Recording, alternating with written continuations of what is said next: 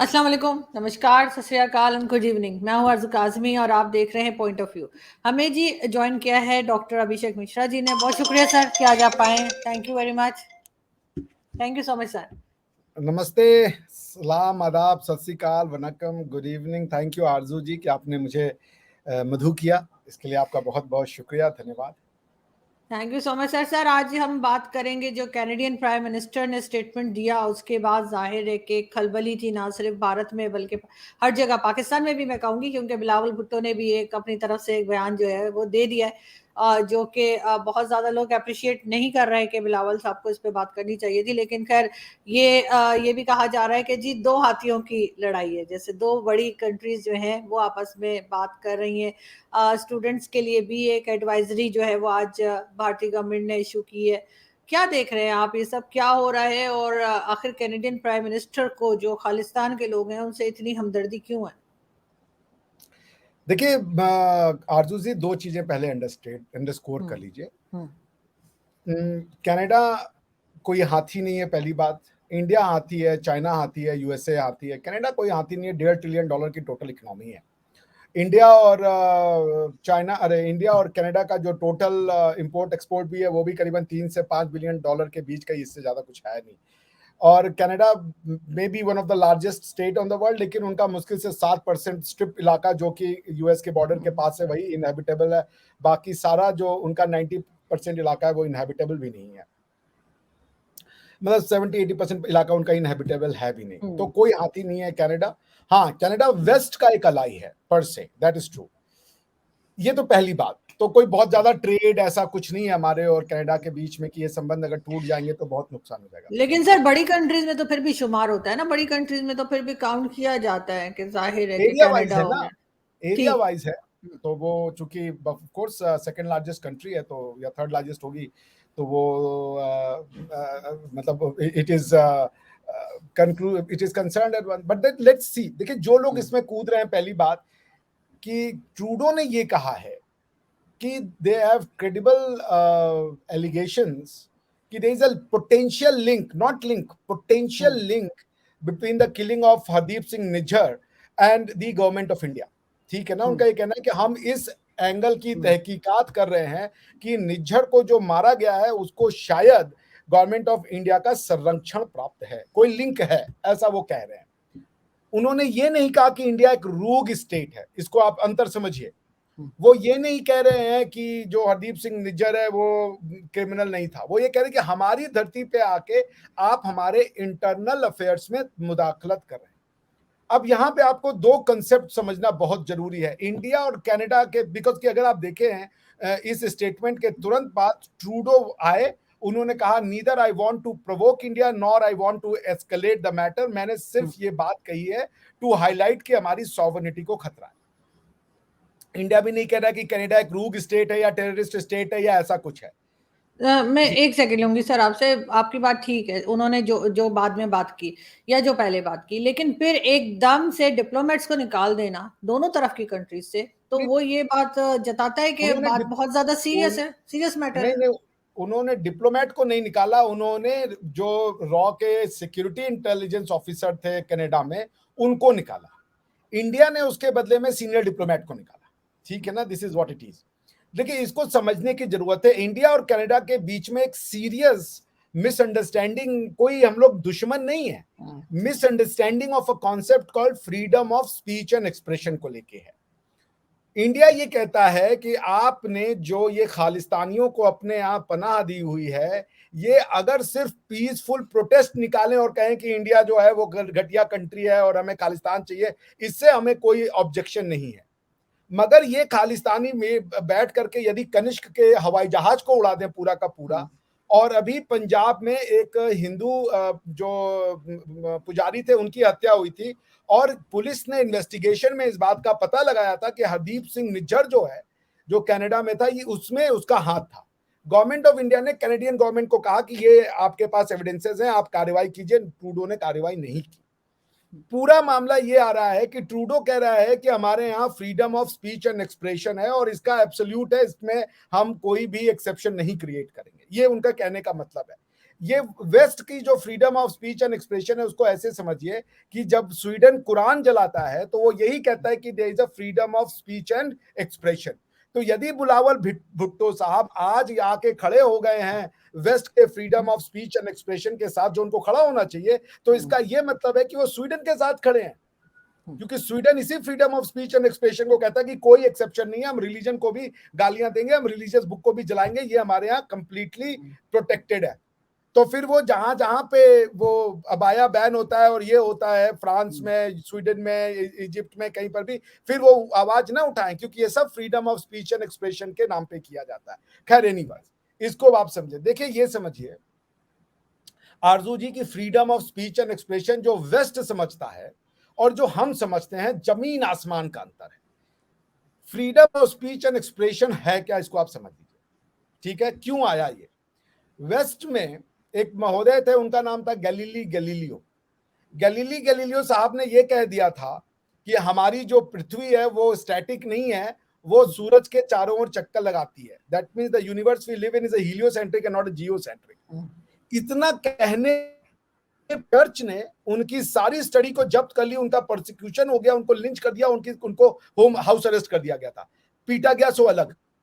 उसके बाद एक महोदय आए चार्ल्स डार्विन, उन्होंने कहा कि इंसान का क्रिएशन नहीं हुआ है, इंसान का इवोल्यूशन हुआ है। अगर क्रिएशन है तभी गॉड है, इवोल्यूशन है तो गॉड ही नहीं है। आप समझ रही हैं, क्योंकि जो गॉड जिसको हम लोग को बताया गया है, या स्पेशली जो अब्राहमिक रिलीजन वाले हैं उनको तो बताया गया गॉड ने हमें ऐसा क्रिएट किया। चार्ल्स डार्विन आके कह रहा था नहीं नहीं नहीं नहीं, तो गलत है, हम तो पहले 4 पैर पे थे, फिर ये हमारे ये जो हाथ है ये पहले पैर थे, बाद में हाथ बन गए। लेकिन जो आदम अलैहिस्सलाम बनाया गया था उनको तो 2 हाथ और 2 पैर के साथ बनाया गया था। तो जो ये जो आपका इवोल्यूशन है वो क्रिएशन के साथ फिट नहीं बैठता, क्योंकि गॉड तभी तक गॉड है जब तक वो क्रिएटर है। यदि आपने क्रिएशन को ही डिनाई कर दिया तो गॉड ही खत्म हो गया। आप समझ रहे मेरी बात? तो यूरोप ने ये तय किया कि हमारे यहाँ पे freedom of speech and expression तभी होगा जब हम हर चीज को ब्लास्फेमी के दायरे से बाहर निकालेंगे। तो क्योंकि ये जो वो कह रहा था कि इवोल्यूशन हुआ, ये एक तरीके से ब्लास्फेमी था ना, क्योंकि तुम कह रहे हो कि गॉड ने क्रिएट नहीं किया, तो ब्लास्फेमस है।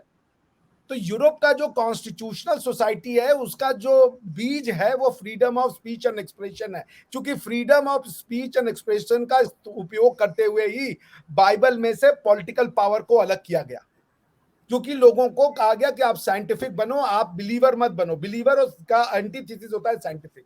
तो इसलिए यूरोप जो कहता है कि जब हमारा जो freedom of speech and expression है वो है ही रिलीजन को गाली देने के लिए, गाली एज इन नॉट बेकार की गाली, कंस्ट्रक्टिव गाली देने के लिए। हम एब्सोल्यूट फ्रीडम है हमारे पास कि हम रिलीजन को किसी भी तरीके से मजाक उड़ाए, मखौल उड़ाए, क्रिटिसाइज करें, हम इस पे कोई भी रिस्ट्रिक्शन नहीं लगाएंगे। अब हमारे यहाँ देख लें, हमारे यहाँ एक स्कूल ऑफ फिलॉसफी है, उसका नाम है चरवाक फिलॉसफी। जब भारत में आज से 10-15 हजार साल पहले वेदों की रचना की गई तो उसमें चरवाक जो फिलॉसफी के जो सेजेस थे, जो ऋषि मुनि थे, उन्होंने कहा वेद में जो लिखा है वो सब गलत है, कोई आफ्टर लाइफ नहीं होता, कोई लॉ ऑफ कर्म नहीं होता, जो है इसी जीवन में है, यहीं पे खाओगे पियोगे मर जाओगे, आगे कुछ नहीं है। ये उन्होंने कहा। उन्होंने वेदों की left right and centre criticism कर दी। हमारे यहाँ उनको सेजेस का दर्जा दिया गया, उनको ऋषि मुनि कहा गया। चरवाक दर्शन बकायदा यूनिवर्सिटीज में पढ़ाया जाता है, ठीक है ना, चरवाक फिलॉसफी कहते हैं इसको। और कोई एक दो नहीं थे, उसके सैकड़ों दसियों गुरु थे, उसके दसियों उसके बृहस्पति से शुरू होकर के कई उसमें सेजेस थे, उनको ऋषि मुनि कहा गया। बात तो हमारे यहाँ ईश्वर की बुराई करना या उसकी बुराई करना, क्या नाम है, डिवाइन बुक की, ये कभी भी इशू नहीं रहा। इसलिए हमारे यहाँ freedom of speech and expression शुरू से था। आचार्य जिनसेना ने, आपको अगर नहीं विश्वास हो तो आचार्य जिनसेना जो थे उन्होंने बहुत पहले महापुराण में ये कह दिया कि जो लोग थ्योरी ऑफ क्रिएशन को मानते हैं या क्रिएटर ऑफ द गॉड को मानते हैं वो लोग गलत हैं, उनका कॉन्सेप्ट ही गलत है।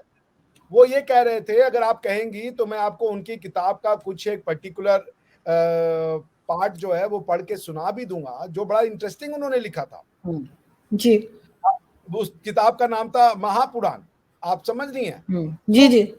उन्होंने ये लिखा कि those who believe in the creation of the earth are fools, because अब उसमें कई कुछ पता नहीं आपके सामने, आप बोलना चाहिए नहीं बोलना चाहिए, मैं उसमें नहीं जाना चाहता। सो पॉइंट इसमें यह है कि हमारे यहाँ क्रिएशन थ्योरी को कभी जगह ही नहीं दी गई, क्योंकि हमारी थ्योरी है कि क्रिएटर और क्रिएशन एक है। We believe that the create God, इसलिए हम सब गॉड हैं, हमारे अंदर ही क्रिएटर भी है, हम ही क्रिएशन भी है। So there is a difference of philosophy. अब इसको आप समझिए, वेस्ट यही कहता है, वेस्ट कहता है हम कोई एब्सोल्यूट रिस्ट्रिक्शन, एब्सोल्यूट फ्रीडम है, freedom of speech and expression का हम कोई भी एक्सेप्शन नहीं मानेंगे। यूरोप में 2006 में यूके में एक लॉ बनाया गया, हेट स्पीच का लॉ। हेट स्पीच के लॉ में ये तक कहा गया कि आप अगर किसी के रेस पे, कलर पे, उसके नेशनैलिटी पे यदि कोई प्रोवोकिंग बातें करते हैं तो वो हेट स्पीच है। लेकिन रिलीजन पे नहीं रखा उन्होंने, यानी कि आप किसी के रिलीजन के अगेंस्ट में कुछ बात करेंगे तो उसको उन्होंने नहीं कहा कि ये हेट स्पीच के दायरे में आएगा।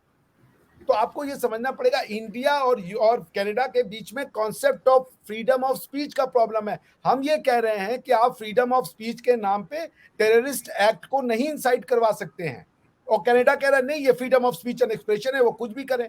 और इवन मैं आपको बताऊं, इवन वेस्ट में भी ये कनाडा के लिए कहा जा रहा है कि भाई आपको इसको देखना पड़ेगा, क्योंकि आप अभी कुछ दिन पहले खालिस्तानियों ने एक प्रोसेशन निकाला था, उसमें इंदिरा गांधी को गोली मारते हुए दिखाया था। ये freedom of speech and expression है।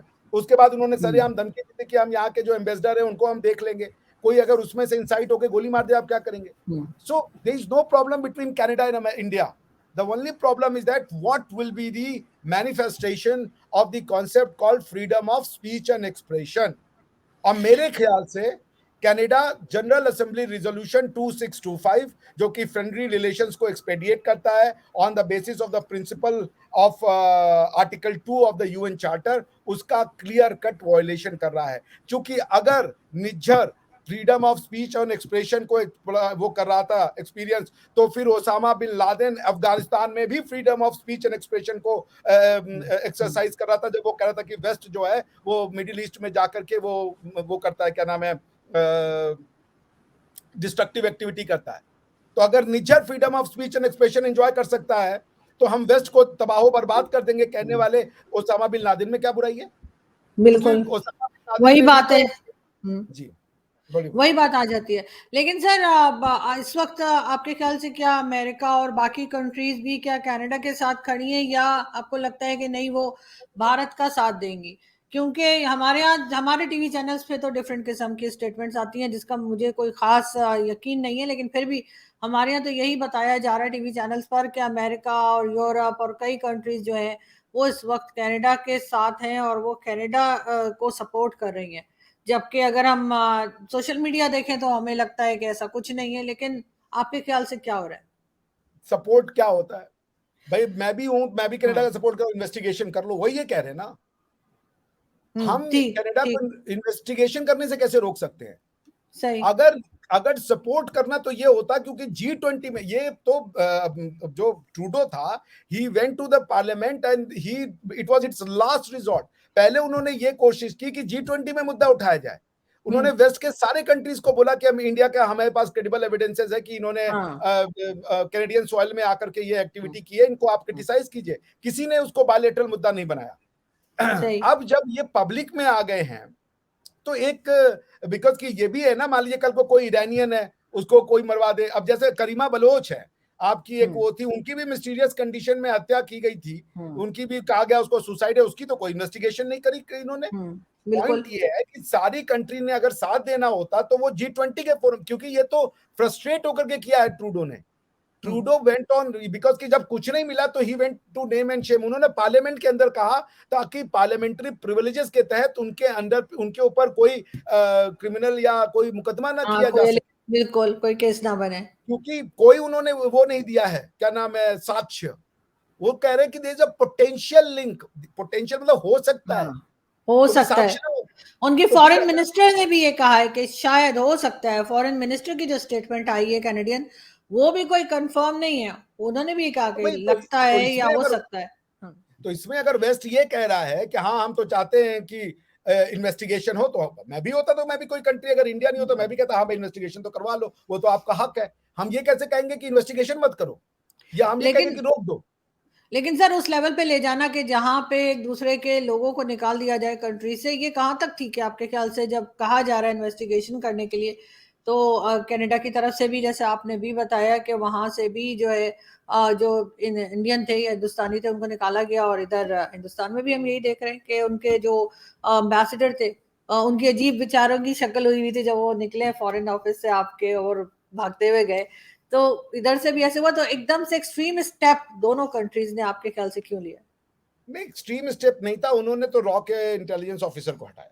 हमने उनको हालांकि डिप्लोमेटिक स्टेटस मिला हुआ था, हमने सीनियर डिप्लोमेट को हटा दिया। इंडिया का ये कहना है कि हम ट्रूडो के उसमें नहीं आएंगे because Trudeau is playing in the hands of indirectly ISI and Khalistani. क्योंकि हम ये कह रहे हैं कि आप जब निज्जर ने एक हिंदू पंडित की हत्या करवाई, आप उसको पकड़ लेते। हम भी तो आपको क्रेडिबल एविडेंस दे रहे हैं, आप उसको इन्वेस्टिगेशन नहीं करना चाह रहे हो, आप एक साइडेड कह रहे हो। यानी कि कल को कनाडा में अगर ओसामा बिन लादेन भी होता तो आप कहते हो freedom of speech and expression है। कोई भी हत्यारा क्रिमिनल आपकी धरती पे चला है और आप कहो कि ये freedom of speech and expression है क्योंकि वो कैनेडियन सिटीजन बन गया। इन्हीं लोगों ने अपने अपने गुरुद्वारों में, जिन्होंने कनिष्क का पूरा फ्लाइट उड़ा दिया था जिसमें कैनेडियन भी मरे थे, उनकी फोटोएं लगा रखी हैं एज अ शहीद। तो ये freedom of speech and expression है। Incitement to violence under no circumstances can be considered as freedom of speech and expression and Canada needs to understand that. आपको फाड़ना है, आपको आप कितने भारत के देवी देवताओं का वो जो है कनाडा में कनाडा के जो उसमें वेबसाइट्स में वो टॉयलेट पेपर बिकता है, तो कहीं पे फुटमैट बिकता है, हमने तो कभी उसको ऑब्जेक्शन नहीं किया। आप बेचो भाई, आपको freedom of speech and expression है। अब आप इंसाइटमेंट भी करवाओगे, टेररिज्म भी करवाओगे। और जनरल असेंबली रिजोल्यूशन 2625 साफ साफ कहता है कि कोई भी आप अपनी धरती, जैसे पाकिस्तान समझिए, पाकिस्तान कहता है ना अफगानिस्तान को कि आप अपने लोगों को, आप अपनी भूमि मत दीजिए हमारे अगेंस्ट में एक्टिविटी करने के लिए। यही इंडिया भी कह रहा है कि अगर आप टीटीपी आपके यहाँ पे रह रही है तो आप टीटीपी के अगेंस्ट में एक्शन लो, क्योंकि तो आपका जुरिस्डिक्शन, हम कैसे जाके एक्शन ले ले, क्योंकि हम जाएंगे तो वॉर हो जाएगा। वही बात हम भी कह रहे हैं कि आप इनके अगेंस्ट में action low. How can you allow your land just because of Canada हो? मतलब तालिबान, मतलब अफगानिस्तान के लिए और कनाडा के लिए दो स्टैंडर्ड होगा। कल को कोई वेस्ट का आतंकवादी जाकर के छुप जाए अफगानिस्तान के लैंड पे, तो आप तो ओसामा बिन लादेन को मारने के लिए घुस जाते हो अफगानिस्तान में। आपने सद्दाम हुसैन सद्दाम हुसैन बेचारे की क्या गलती थी? उसको आपने निपटा दिया कि उसके बाद वेपन्स ऑफ मास डिस्ट्रक्शन है, तब freedom of speech and expression नहीं था उसके पास। बिल्कुल। लेकिन सर ये अगर हम देखेंगे जो एडवाइजरी इस वक्त इंडियन गवर्नमेंट ने एक रिलीज की, उसको आप कैसे देख रहे हैं? क्योंकि उसमें कहा गया है कि जो भारतीय शहरी कनाडा में रह रहे हैं उनको एहतियात करने के लिए कहा गया है और बताया गया है कि वो खतरे में आ सकते हैं। हाँ, तो अब चूंकि इन्होंने खालिस्तानियों के साथ खुल के खड़े हो गए हैं, ये तो खालिस्तानी अटैक कर सकते हैं। वैसे भी 4-5 अटैक के वो आए थे जब इन्होंने इंडियंस के ऊपर अटैक किया था खालिस्तानियों ने, तो एडवाइजरी उन्होंने सही जारी की है।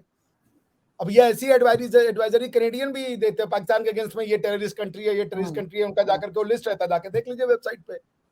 सही। तो पॉइंट ये है कि कनाडा और वेस्ट जो है, मतलब ये ऐसे समझ लीजिए, जो आपके वो है एमक्यूएम के, वो आपकी सेना के नजर में तो बहुत बड़े क्रिमिनल हैं।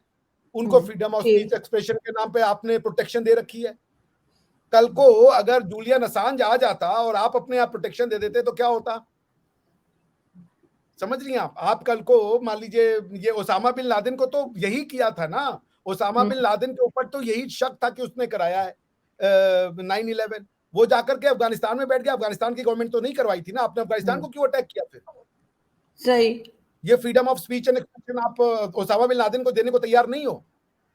जब ईरान कहता है death to America, death to ये, और उसके बाद जाकर के आप उनके चीफ ऑफ जनरल स्टाफ को मारते हो, अभी 2 साल पहले जो ड्रोन से मरवाया था उसको, तब freedom of speech and expression नहीं आता है। यानी कि वेस्ट में आप दुनिया भर के जो रूक एलिमेंट है उनको अपने यहाँ घर में वो दे दो। ये वेस्ट कब से करता है? स्विट्जरलैंड हैज बिकम, स्विट्जरलैंड में दुनिया भर की क्रिमिनल मनी पार्क होती है। हमारे यहाँ कहते हैं स्विस अकाउंट, आपका भी कहते हो स्विस अकाउंट है। हमारे यहाँ भी कहते हैं। तो क्यों खोलने देते हो भैया? पैसे तो लेजिटिमेट नहीं है लोगों के। तो तुम चूंकि वेस्ट हो तो तुम सब क्रिमिनल, तुम्हारे यहाँ क्राइम जो है वो हमारे से कहते हैं बीजेपी को कि बीजेपी लॉन्ड्री है। कोई भी क्रिमिनल पॉलिटिशियन अगर बीजेपी को ज्वाइन कर ले तो लोग कहते हैं ओहो ये तो प्योर हो गया। तो उसी तरीके से वेस्ट में कोई अगर पैसा पार्क हो गया तो वो जेन्युइन मनी है, लेजिटिमेट मनी है, आप उसकी वो नहीं बताएंगे। लेकिन मुझे ये बताइए सर, क्या अब इस मसले का या इशू का हल क्या है? ये कैसे सॉल्व होगा? और वो एक अलग बात है कि पाकिस्तान से बिलावल भुट्टो ने स्टेटमेंट दिखा, उनकी स्टेटमेंट की इतनी कोई अहमियत नहीं है, आई डोंट थिंक वो इतनी इंपॉर्टेंट है कि उनको हम बात करें, लेकिन ये इस इशू को आपके ख्याल से कैसे कैसे ये सॉल्व होगा? कुछ नहीं हो जाएगा, बहुत बार हुआ है, कनाडा पहले भी ऐसा दसियों बार कर चुका है। जब आपको याद है जब हमारा पहला पोखरण का वो हुआ था, तो जो न्यूक्लियर फ्यूल था वो हम कनाडा वाला ही वो फ्यूल लेकर के उधर हमने डाइवर्ट कर दिया था। तो कनाडा के साथ हमारे ऐसे संबंध हमेशा से चलते आए, तो कोई बड़ी बात नहीं है इसका। कोई दुनिया के बाद बहुत बड़े बड़े मसले हैं, ठीक है ना, कोई किसी को सिंपैथी नहीं है क्योंकि किसी हमने साधु और संत के अगेंस्ट में अगर ये हमला नहीं हुआ है तो। और हमारे जो जो हमारे सिख भाई बहन है वो सारे ऐसे नहीं है, कुछ हैंडफुल हैं ऐसे। मेजॉरिटी ऑफ द सिख भाई बहन हमारे बहुत पेट्रियोटिक है, हमें उनकी चिंता है खाली। तो ये ठीक है, Trudeau was feeling insulted, Modi ने उनको दो टूक कह दिया था। अभी तो आपके सामने वो नहीं देखा था आपने, क्या नाम है, चाइना के प्रेसिडेंट शी जिनपिंग ने भी ट्रूडो को बताया था कि जो बात मैं तुमसे करता हूं तुम जाके प्रेस में लीक कर देते हो। याद है वो 2 मिनट का क्लिप जो वायरल हुआ था? ये ट्रूडो की जी हैबिट है, सब उसको डांट दे रहे हैं। बिल्कुल ऐसा ही है, लेकिन सर हम तो यही चाहेंगे कि जल्दी इस इश्यू को सॉल्व किया जाए और मजीद टेंशन जो है वो ना तो कनाडा में हो और ना ही भारत में। आप ये वहां के मीडिया को फॉलो कीजिए, मीडिया देखिए वो जान रहा है, वो इंडिया को जानते हैं। वो ये कह रहे हैं कि भाई उनके मीडिया में भी ये बात आ रहा है कि ये जो सिख सेपरेटिस्ट है, सिख टेररिस्ट है, यूज करके वर्ड सेपरेटिस्ट आ रहा है। वो बता भी रहे हैं कि भाई इसके अगेंस्ट में क्रिमिनल एक्शन भी था, क्रिमिनल मैटर भी था, वो इसको बता रहे हैं।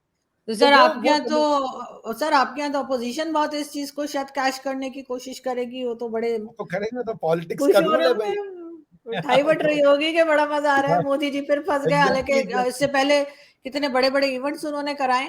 लेकिन खैर ये हमारा मेरे ख्याल है साउथ एशियंस का प्रॉब्लम है, वैसे आप बहुत सारे जस्ट टू अच्छे काम करेक्ट करें, एक गड़बड़ हो तो लोग पीछे पड़ जाते हैं जी। Just to underline, this is important. सारी पोजीशन गवर्नमेंट के साथ खड़ी हो गई इस मामले में। उन्होंने अच्छा, कहा कि हम ये इस पे अच्छा है। गवर्नमेंट के साथ है, जो हुआ सही हम्म। हुआ। So they did not for an exception, because Khalistan एक बहुत सेंसिटिव इशू है, तो they will pay a exactly huge exactly. Price. नहीं बिल्कुल, और वैसे तो मैं हमेशा ही कहती हूँ कि अपोजिशन को जो है वो गवर्नमेंट के साथ रहना चाहिए और गवर्नमेंट के साथ ही मिलके काम भी करना चाहिए, लेकिन अनफॉर्चुनेटली हमारी और आपकी कंट्री में अक्सर अपोजिशन जो है वो दूसरी तरफ ही होती है और बिल्कुल ही हमारे दूसरी आप साइड पे कह रहे होती हैं है। हर जगह जरा बाइडेन और उसको देख लिया, ट्रंप को प्रोसिक्यूट कर दिया ना, ट्रंप के ऊपर तो जी क्रिमिनल चार्जेस चल रहे हैं, ट्रायल चल रहा है। सब जी। वही है, सब वही है, कोई किसी को बर्दाश्त नहीं कर सकता। ये तो मैं आपसे सुन रहा हूँ कि अपोजिशन को गवर्नमेंट के साथ मिलकर काम करना चाहिए, आपने तो आज नहीं पार्टी करवा दी है। नहीं सर, मैं तो कहती हूँ करना चाहिए, उससे कंट्री का ही फायदा होगा, बजाय इसके कि सिर्फ अपना सोचने के बजाय अगर कंट्री का सोचें तो मेरा ख्याल है साथ मिलकर काम करें तो बेहतर होगा, लेकिन हमारे यहाँ तो बहुत ज्यादा ही गड़बड़ रहती है। Thank you so much sir कि आज आपने ज्वाइन किया, बहुत शुक्रिया। Thank you.